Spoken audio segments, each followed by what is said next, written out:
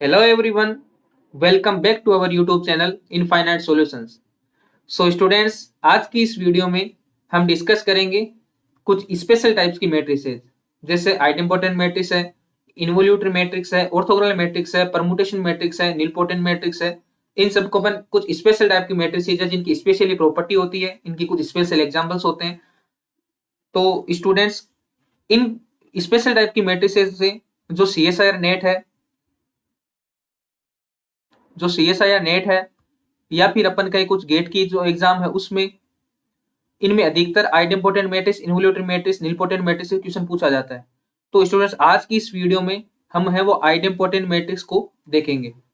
Idempotent matrix क्या होती है, उसकी डेफिनेशन के बारे में जो अपन उसकी डेफिनेशन देख लेंगे, उसकी कुछ प्रॉपर्टीज देख लेंगे और उसके कुछ अपन एग्जांपल्स देख लेंगे। ठीक है, उसके कुछ एग्जांपल क्या होते हैं आइडेम्पोटेंट मैट्रिक्स की, क्या क्या अपन एग्जांपल सोच सकते हैं। एग्जांपल देखने के बाद में जो स्टूडेंट्स एक सीएसआई नेट में जो क्वेश्चन पूछा गया था वो भी अपन डिस्कस करेंगे, सेम ही उस प्रॉपर्टीज से ही उसका क्वेश्चन पूछा गया था जो अपन यहाँ पे डिस्कस करेंगे। तो चलिए स्टूडेंट्स शुरू करते हैं और देखते हैं कि आइडेम्पोटेंट मैट्रिक्स क्या होती है। सो स्टूडेंट्स, आइडेम्पोटेंट मैट्रिक्स क्या होती है, सबसे पहले अपन उसकी डेफिनेशन देखते हैं। ठीक है, जैसे आइडेम्पोटेंट मैट्रिक्स क्लियर है। तो आइडेम्पोटेंट मैट्रिक्स क्या होती है स्टूडेंट्स, कोई भी स्क्वायर मैट्रिक्स होती है अपने पास में ए एन क्रॉस एन की। ठीक है, इस set to be idempotent matrix, ये आइडेम्पोटेंट कब होती है, इफ अपने पास में यदि ए स्क्वायर करने पे क्या बन जाए स्टूडेंट्स, ए बन जाए। कहने का मतलब क्या है कि अपने पास में कोई ए एन क्रॉस एन की मैट्रिक्स दे रखी है, अपन ने यदि उसका स्क्वायर किया और हमारे पास में यदि वापस ए ही आ गया तो अपन इसको अपन क्या कहते हैं, इसको अपन कह देते हैं आइडेम्पोटेंट मैट्रिक्स।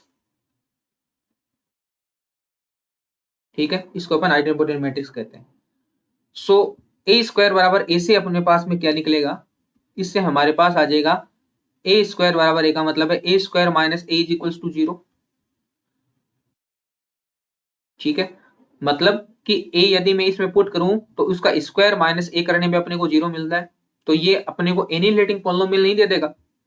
यदि मैं यहां से इसका एनिलेटिंग पॉलिनोमियल लिखना चाहूं तो वो हमारे पास में क्या मिल जाएगा, एफ ऑफ एक्स बराबर में अपने पास में मिल जाएगा x square minus x. Clear है, ये इसका एनिलेटिंग पॉलिनोमियल होएगा, एनिहिलेटिंग, ये इसका एनिलेटिंग पॉलिनोमियल होएगा।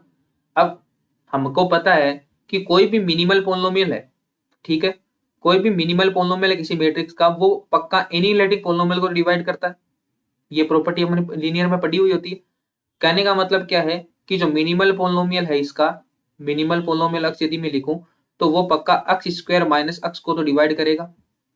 एक्स स्क्वायर माइनस एक्स को डिवाइड करेगा तो यहां से क्या मिलेगा कि मिनिमल पॉलिनोमियल एक्स है वो यदि x into x minus one को डिवाइड करेगा तो यहां से मिनिमल पोलिनोमियल की पॉसिबिलिटीज क्या आ जाएगी हमारे पास। मिनिमल पोलिनोमियल क्या हो सकता है, मिनिमल पोलिनोमियल हो सकता है एक्स हो सकता है, एक्स माइनस वन हो सकता है, और क्या हो सकता है, और x comma x minus one हो सकता है। यही है मिनिमल पोलिनोमियल पॉसिबिलिटीज कि एक्स होगा तो इसको डिवाइड करेगा, एक्स माइनस वन होगा तो इसको डिवाइड करेगा, और x into x minus one होगा तो भी इसको डिवाइड करेगा।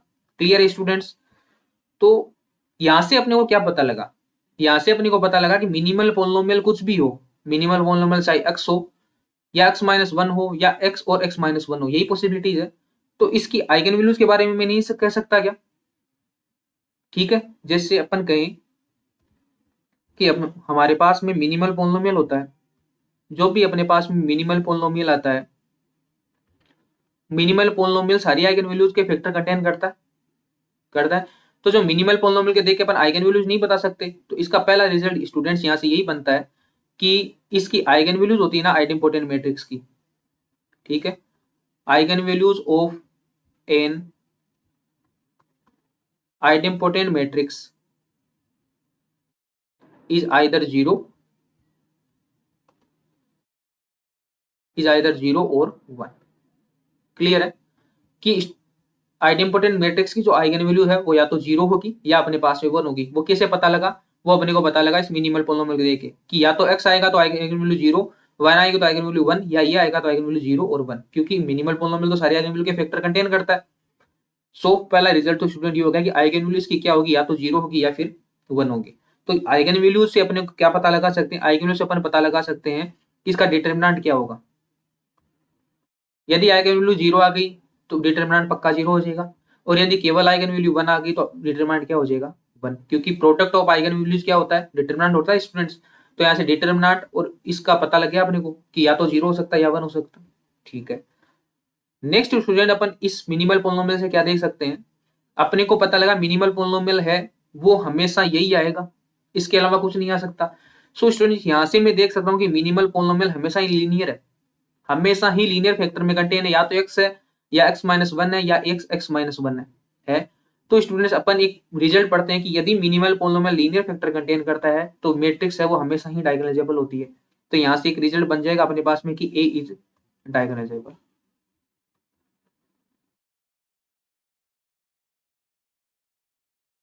डायगोनलाइजेबिलिटी अभी कंसेप्ट काफी अच्छा है, ये भी अपन किसी और वीडियो में डिस्कस करेंगे। एक बार आप यहाँ से देख लीजिए कि ए है वो क्या हो जाएगी, डायगोनलाइजेबल मैट्रिक्स हो जाएगी। क्यों? क्योंकि इसका मिनिमल पॉलिनोमियल है वो लीनियर फैक्टर कंटेन करता है। ठीक है, नेक्स्ट स्टूडेंट्स एक रिजल्ट अपने पास में ये भी होता है इसका कि ट्रेस ऑफ ए बराबर क्या होता है, रैंक ऑफ ए। ठीक है, मतलब कि जो भी आइडेंटिपोटेंट मैट्रिक्स होगी उसके लिए ट्रेस वो उसकी रैंक के बराबर ही होगा। अब क्यों होगा, रैंक कौन डिसाइड करता है। अब मैंने ये कह दिया आपको कि इसकी जो आइगन वैल्यूज है वो या तो होगी 0 आपके पास या होगी 1। अब आइगन वैल्यूज यदि 0 होगी तो वो तो ट्रेस में कोई कंट्रीब्यूट करेगी नहीं। अब जो आइगन वैल्यूज 1 है वही ट्रेस में करेगी, क्योंकि सम ऑफ द आइगन वैल्यूज तो अपने पास में ट्रेस होता है।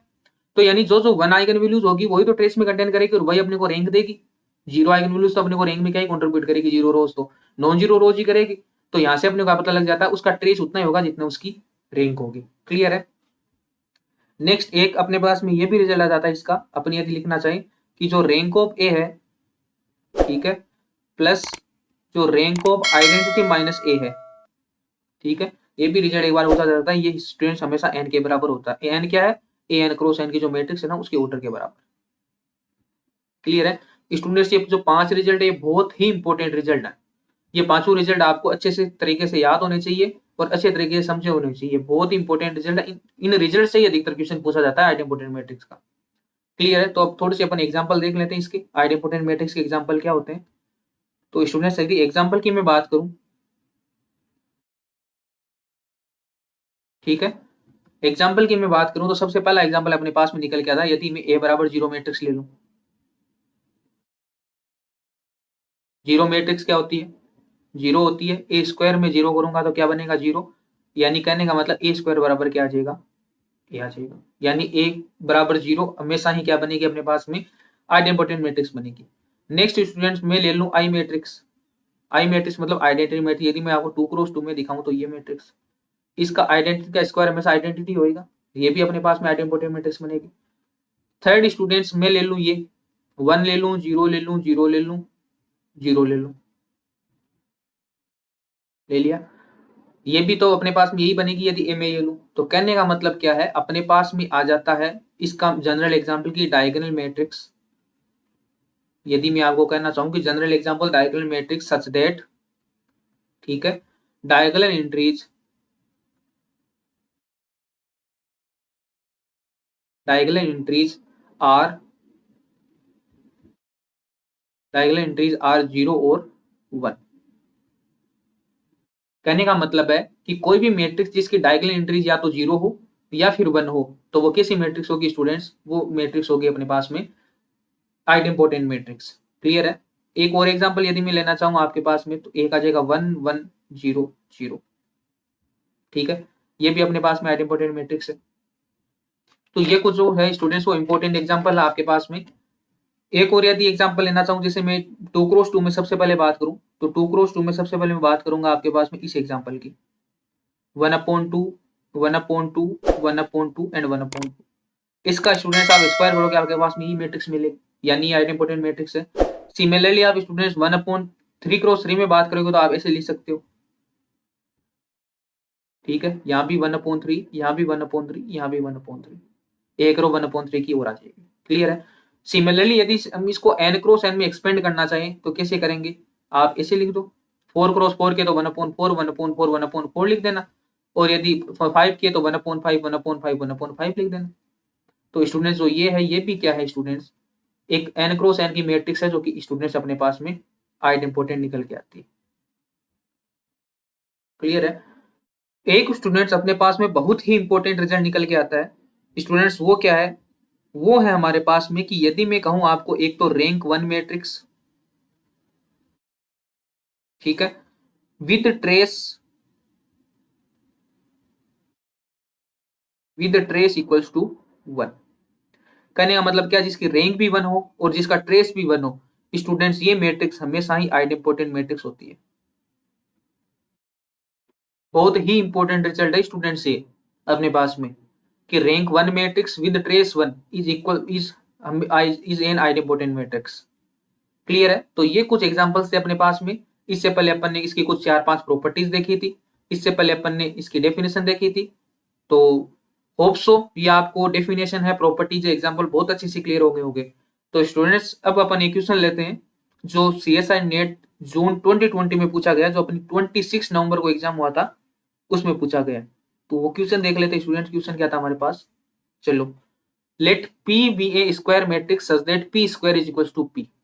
ठीक है, P एक स्क्वायर मैट्रिक्स है such that P square is equal to P। अब स्टूडेंट्स ये देखते ही आपके दिमाग में सबसे पहले क्लिक होना चाहिए P square is equal to P। Clear है? क्या दे रखा है, P square equal to P। ये क्लिक होते ही आपको पता लग जाना चाहिए, अच्छा स्क्वायर करने पे खुद वही मैट्रिक्स आ रही है, तो ये तो आइडेंपोटेंट मैट्रिक्स बनेगी।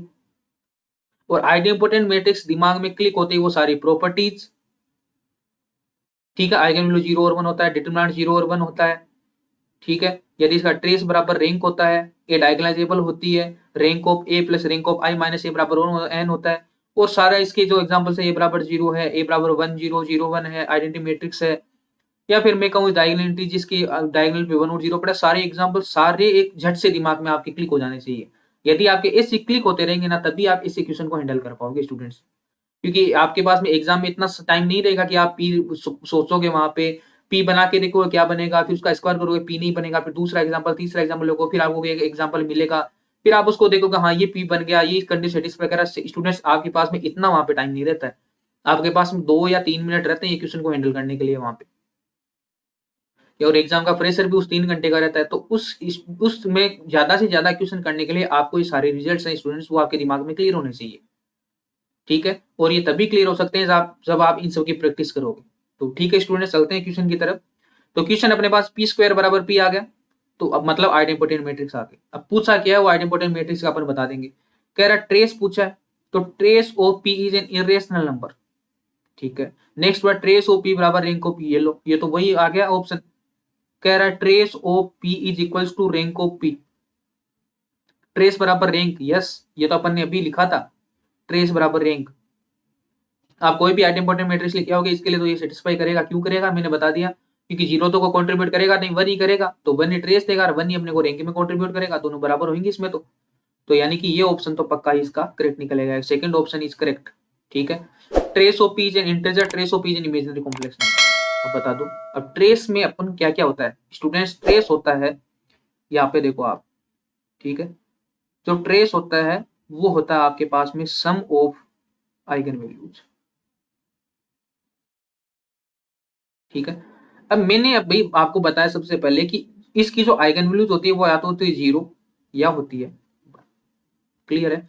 तो मैं ये नहीं कह सकता क्या जो इसका ट्रेस आएगा वो कभी इरेशनल नंबर तो नहीं आ सकता। इरेशनल नंबर मतलब जो रूट में आते हैं, पाई है, √2 √3। अब खुद ही देख लो आप, क्या 0 और 1 को कभी आप ऐड करोगे, 0 किसी मैट्रिक्स की आइगन वैल्यू 0 0 1 आ गई, 1 1 1 आ गई, या 1 0 0 आ गई, क्या कभी इनको ऐड करके √2 √3 क्या इरेशनल नंबर आ सकता है कभी?